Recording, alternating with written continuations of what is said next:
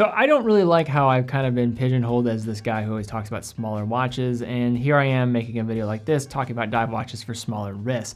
But I promise I'll give some love to the larger wristed people out there as well. But it's been some time since I've done a list like this, so wanted to revisit it here in 2021. So what we're gonna be doing today, looking again at some dive watches for smaller wrists. So just some ground rules here. I'm not gonna really base this around any specific just case dimensions. It really is going to speak a little bit more to personal experience with watches that I have put on or know will wear very well on the wrist, just given my experience with them for many people out there. So there could be some that might appear a little bit larger in terms of the case diameter, like something like a 40 or 41 millimeter, but given some other dimensions do wear rather small on the wrist and probably would be appropriate for many smaller wrists out there. Also down below will be a link to a giveaway form. So we're holding another giveaway on teddybaldestar.com where you can pick out 3 watches, and then of one of your 3 watches, you can pick out up to $1,500 if you are announced as the winner. So fill out the form, pick out some links from teddybaldestar.com, follow all the instructions in the form, and we'll be announcing the winner here in the coming weeks. So stay tuned and stay up to date on Instagram as well as here on YouTube to see the winner of that. All right, so now to begin here, going to look at some watches kind of spanning from all different price ranges, but the common players in this more affordable range, I kind of want to breeze through them quickly because I talk about them all the time. I think you guys probably hear about them all the time, so I don't want to spend too much time on it. But to begin, looking at Vostok with the Vostok Amphibia, honestly a cult classic at this point. We'll have just people going crazy about these things, and for good reason. Of course, the style is not going to be for everybody. There's so many different options to choose from, but there are many options out there that are going to have very wearable case dimensions. And the Vostok Amphibia is probably one of the most cult-like following designs from an affordable perspective. And you have a ton to choose from. Of course, they're going to be a little bit harder to get depending on where you're at in parts of the world in terms of specific designs. I've actually just purchased one and it's taken like a month and a half to get here. So tracking numbers, like I don't even know if it works or not, but we're just kind of waiting. It typically always comes, but you never know. But these watches have usually very capable movements inside of them, in-house movements, nice water resistance, built to take a beating, and have a lot of just modification capabilities that you can have with them, and just a watch that you can just beat around carelessly and freely without much concern, and it will just take that beating if you do throw it its way. Also going up a little bit more in price, looking at Seiko, a few entry-level options to look at. First with the SKX 013, it's crazy to see how much these are trading for now in comparison to just a few years ago when talking about this. It's insane what's kind of happened with these. The value is not really there as it once was, but these wear incredibly well on the wrist. SKX 013 is a great mid-sized diver watch that still offers a good amount of presence. You are getting a 7S26 movement inside, so that is a little bit of a bummer. It's definitely outdated by today's spec, but still a good one to go for if you're looking for kind of a do-it-all dive watch in this price range. Also, you could look at the Seiko Mini Turtle as the prices of the SKX were going up. This was kind of a watch that I was looking at as kind of a nice replacement. Yes, it is going to be a little bit larger with the case diameter, but in terms of its wear, if you're ever familiar with any Turtle model, they wear much smaller than the case size would indicate, and considering that these are even smaller versions of the more traditional larger turtles, that's going to be even more of the case, wearing probably closer to a 40 millimeter or 39 millimeter case when you actually put it on. Also nice capable water resistance. You're actually getting a 4R series of caliber as well, so that's a nice upgrade from the 7S26 that you're going to be seeing in the previously mentioned SKX. But these prices again kind of going up very similar to the SKX. So if you want something from an affordable perspective or relatively attainable perspective at this lower end, I think the Orient Komatsu is a great place to look. And you might be looking, again, as I mentioned, the dimensions don't tell the full story here, and that's definitely true with the Komatsu. I have a 6¼ inch wrist. The Komatsu wears great on my wrist. I'd have no hesitation wearing this and saying that it is large. It doesn't overhang at that 46, around 46 millimeter with its lug-to-lug distance. This watch wears closer to that of a 39.5 millimeter case. It is a little bit on the thicker side in comparison to some watches out there, but still very manageable. Sapphire crystal, solid bezel action, and getting an in-house movement. And just anecdotally speaking here, I don't want to necessarily say this is always the case, but in a lot of cases, I've always found that Orient movements sometimes outperform Seiko counterparts for similar prices. Again, not always the case, but I have found it to happen quite a bit. Orient really does produce a really solid movement for the money, and you're also getting hacking and hand winding with these, and pretty much just completely cover the board in terms of what you can do with a dive watch for this price range. Now moving up to this $500 to say $1,000 price range, and that's where I'm going to look at the Baltic Aquascaphe. So I've been mentioning Baltic a lot lately. I'm actually wearing the Aquascaphe GMT as I'm shooting this video. Really like this watch.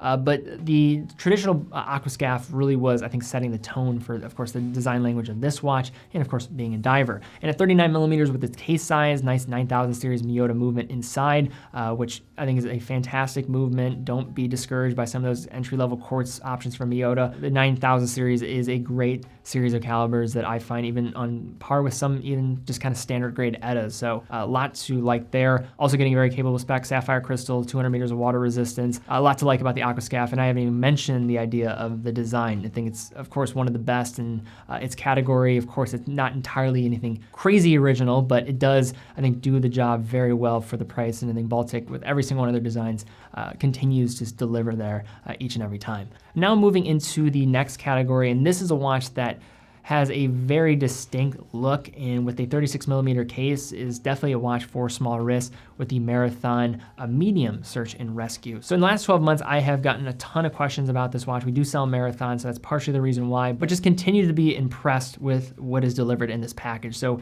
you can get these on the strap for a lot cheaper than the bracelet version, and kind of depending on which route you want to go for. The bracelets are good. You do have a stamp clasp, but I find very wearable, very comfortable. The 36 millimeters is small, and it is going to look small with that externally rotating bezel.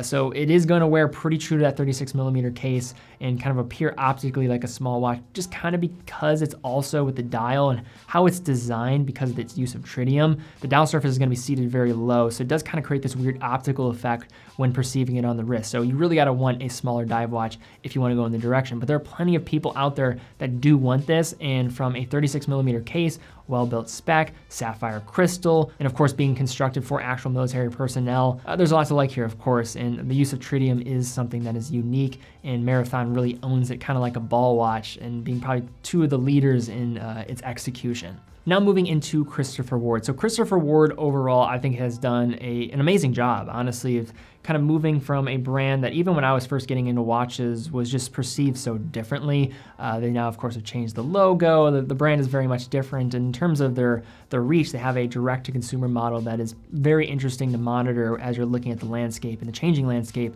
of watchmaking and how brands approach their customers. Christopher Ward has really, I think, surged ahead in many aspects, but of course had a lot of capital behind them when they were getting their start. But a lot of that, I think, was a byproduct, and their success is a byproduct of really getting a pulse on the consumer. And one of those areas, I think, was just variations in sizes. So this is nothing new for the brand when we look at this Trident here. So the version that we have here is the C60 Trident Pro 600, and that's a 38 millimeter case. And this is gonna wear a little bit closer to 37 millimeter. And you're also getting a price just south of $1,000 when factoring in the conversion rate. At this point, conversion rates are pretty much all over the place, so don't get mad at me if this does change in the future. Solid, of course, water resistance of 600 meters, reliable Sellita movement inside, sapphire crystal, and really wearable lug-to-lug of 45 millimeters. Again, making this one wear pretty true to 37, 38 millimeter case size. So typically as we're going up in price range, as you get to around this price point, it's seeing brands like Tissot and Hamilton being mentioned all the time, but unfortunately with Tissot, you're gonna see a lot of their dive watches being, say 43 millimeters and up sometimes. So of course, not appropriate for this video. And Hamilton really leans into more of the field watch category overall rather than the diver category. So another brand underneath the Swatch Group umbrella that does a very good job in the diver category, very much so, especially at this price range, is gonna be Mito and the Mito Ocean Star Tribute. So a lot of the Mito Ocean Stars are large overall, but this is one that I think wears pretty small on the wrist. It's kind of more of on the cusp of maybe being a little bit too large for a smaller wrist, but I found great comfort in putting it on, and I think many other people would as well. I find that 47 millimeters is kind of the cutoff for me to have it like really wear compact on the wrist, absolutely no overhang. I mean, I could do 48, 49, but it's just all about what you feel comfortable with. So I think for a lot of small wristed individuals out there, this is gonna be in that sweet spot. So right over 40 millimeters with its case, but when factoring in the lug-to-lug distance, I think it wears closer to that of a 39 or so, kind of more like a Tudor Black Bay 58, which we'll of course probably mention a little bit later. And also getting a lot of adjustment on the fly. The bracelet, in terms of its more mesh style, is going to really go around the wrist in a very flattering way to make it kind of go straight down. So that's a good point in helping its wear. Getting on the fly adjustment, 80-hour power reserve here. So really, of course, kind of set it and forget it type of watch to be a great everyday piece, suitable, water resistance. And of course, this one's leaning a little bit farther into the direction of being more of a vintage tribute watch. So it's gonna kind of have that box sapphire that reflects more of that vintage hue of, say, acrylic crystals from days prior, but very well made watch, and I love where it falls in terms of price and also where it falls in terms of its case dimensions. So the watch we're looking at here is now looking at Seiko, and Seiko in this price range of just over $1,000 in the past, say, 6 to 12 months, has actually done quite a bit in offering a variety of different case sizes. You saw it with the SPB 143 and the many variants of that family, as well as with the Willards. The particular one I'm gonna look at is the SPB 183. So I recently working on a video kind of showing at different dive watches at different price ranges, and in doing that video, talked about the subject of wearability. So this one, in terms of its case diameter, over 42 millimeters, which is of course not necessarily a small watch, it's not a crazy big watch, but when putting this one on the wrist, you'd be so surprised if, well, you would be surprised if you've never put on a Seiko before, but if you're, again, familiar with how they wear, is going to be more compact. And you might be thinking, how is a 42 millimeter watch going to be good for a small wrist? You kind of have to just trust me on this one. It really does wear quite compact. I think you should feel great confidence in putting this one on. You're gonna have a very just contained lug to lug distance.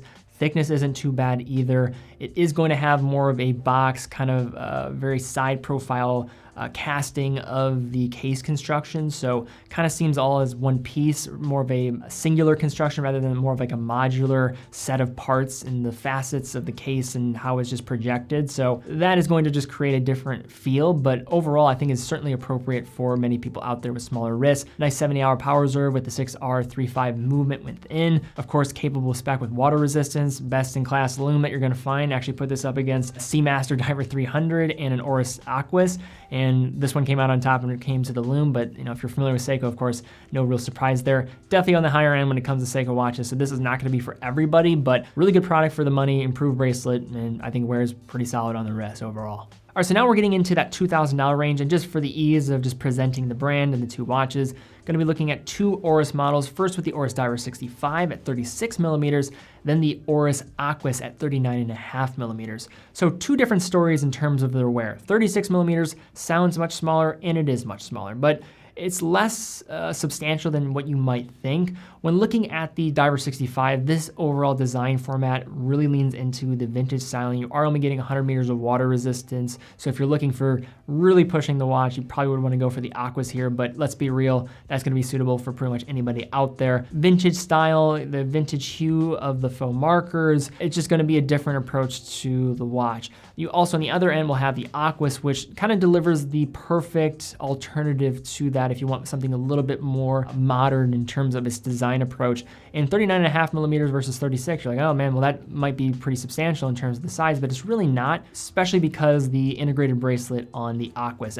Having that, it's going to form to the wrist much, I'd say, tighter than the Diver 65 would. It does have a little bit more extension on those lugs. So that integrated bracelet and how that end link is going to meet the case is something that a lot of people probably just overlook when considering how a watch is going to wear. And the Aquis does this so well. I think even smaller wristed people could probably go with the 41.5 millimeter Aquis and still be okay. Like for myself, it might be the one that I would go for now, trying on all the different variants, and now being an AD of Oris, I get to wear a lot of them. But 39 is certainly still a good option for people that are out there wanting to get into the world of smaller divers, and Oris I think is probably one of the best out there in delivering it at a variety of different points and also in a variety of different styles. All right, so now we're going to be looking at the Rado Captain Cook, one of my personal favorites in this price range with the 37 millimeter option. So there's the 42 millimeter option, which does wear much smaller than 42. I think it wears closer to a 40 because it does have a 48 millimeter lug to lug distance. So kind of keep that in mind when looking at the 37. It's going to wear pretty true to that 37, if not smaller. More close to, say, a 36. And the Rado Captain Cook was first unveiled in 1962, and these are gonna be the dimensions a little bit more true, of course, to that original design. Getting a lot of classic elements with the overall kind of retro design, but I think Rado kind of marries both elements of modern and of course vintage in terms of what it's able to package together. Ceramic bezel, this particular variant compared to the 42 millimeter options will offer 100 meters of water resistance similar to the Diver 65, and kind of does have that same appeal with its overall construction, but in totality delivers a great package, wearable case, 37 millimeters, ceramic bezel, box sapphire crystal, 100 meters of water resistance, and an 80-hour power reserve. And then of course with the logo anchor moving around as you will handle the watch. So a lot of cool details with this piece. And then moving to another watch, kind of a similar appeal, but very different in terms of the case style. Of course, with this one coming more in that compressor style with the Longines Legend Diver. So I did a review of the 42 millimeter option, and much of the design attributes of that piece will remain here. Of course, you're getting more of that compressor style, so dual crown design, which I will say is going to make the watch wear larger. Now, Longines markets this watch as more of a women's watch, but I definitely think it's a unisex watch. If you are somebody with a small wrist, it's gonna look great on you. The lack of an externally rotating bezel on the Legend Diver is going to make it just appear larger or more true to size compared to something with an external rotating bezel, because as you have that bezel on there, it's just going to take away from the dial and optically make it appear smaller on the wrist. So that is going to allow this watch to, I think, wear very solidly for a 36 millimeter case, which I think could scare some people away. But I would not be afraid of the unisex kind of positioning of this watch by Longines, because I think it could be totally doable for the right type of person. And also in the price range in which it occupies, getting more of a compressor style, less options than the traditional diver in which we're familiar with, of course. So now moving into a watch that is one of my personal favorites, watch that I reviewed just a little bit ago with the Sinn U50. So the Sinn U50 family does have quite a bit of different variations across the line. So you have the SDR versions that are just going to create kind of a different color profile with the blackened bezels and cases. So just look into all of that so you can kind of see that variation between them. But in terms of their wear, which is the most important thing, probably the most important thing here is going to be the thickness of this thing. So this is a very thin dive watch, especially for one being 500 meters with water resistance. It's this very impressive watch. Also getting some tegimented elements of this, which is gonna be really resistant to scratches. So this is Sinn's proprietary case treatment that they have, which is gonna up the hardness to 1200 HV and above. So that is, of course, very impressive for being able to take on the daily wear and tear. The double AR coating on this thing is so sharp. So when you have this thing on the wrist, it just really does pull you in without, of course, being overbearing with that nice lug-to-lug dimension. And then case thickness of 11.2 millimeters and lug-to-lug of 47 millimeters. This is gonna wear closer to that of a 39.5 millimeter case and is, of course, the mid-size version of the U1. So if you like that design, this is definitely a watch to look at. All right, so now to get into kind of more some higher end luxury models that I think are great go-tos for people with smaller wrists. First is going to be a pretty obvious one. You probably saw this one coming, but the Tudor Black Bay 58. This, of course, was answered by a 39 millimeter case. You're also getting a thinner case with its thickness, substantially compared to the traditional Tudor Black Bays that are actually over 14 millimeters in their thickness with more of a slabbed off side. You do not get that effect at all with the Tudor Black Bay 58 on your wrist. And of course, getting some very capable spec, 200 meters of water resistance, sapphire crystal, and now a couple different dial options to choose from. At the time of recording this, I do not know what Tudor is releasing, so I don't know if there's something for the 58 family. Maybe there's some new Pelagos coming, which I am hoping for in a smaller case size, so I can maybe include that in the future. But Tudor Black Bay 58, pretty much a no-brainer in that $3,000, $4,000 range if you're wanting to get into a dive watch with more wearable case dimensions for a smaller wrist. Now, when it comes to Omega, they really do own their case sizes in which their watches are occupying in the Seamaster family. You know, if you're looking at the Seamaster Diver 300, looking at 42 millimeters, the traditional Seamaster 300, 41 millimeters, and we just saw the new Seamaster 300s get unveiled, and they're really kind of just staying true to a little bit more on the larger end of their case sizes, but still very wearable overall when looking at them. But one watch that does, I think, meet the middle ground in terms of its wearability that could be worn in a variety of different environments, or people that maybe just lean to the smaller end of things, will be the Planet Ocean with the 39.5 millimeters. Of course, you have different dial colors to choose from, very capable water resistance on these, and being a nice entry door into the world of the Seamaster family that is a little bit overwhelming. There are just so many Planet Ocean models that I think a lot of people maybe out there don't even realize that this is a option for looking at Omega, just because if you just go filter on Omega's website, see the Seamasters, it is, again, just overwhelming as can be. But these are really good wearing dimensions, a little bit thicker compared to maybe some of the other watches out here at 14.5 millimeters, but very wearable lug to lug at 45 millimeters. You're getting, of course, an Omega 8800 caliber in there. So master chronometer here, coaxial escapement, a lot to like here for the money in which this one is occupying.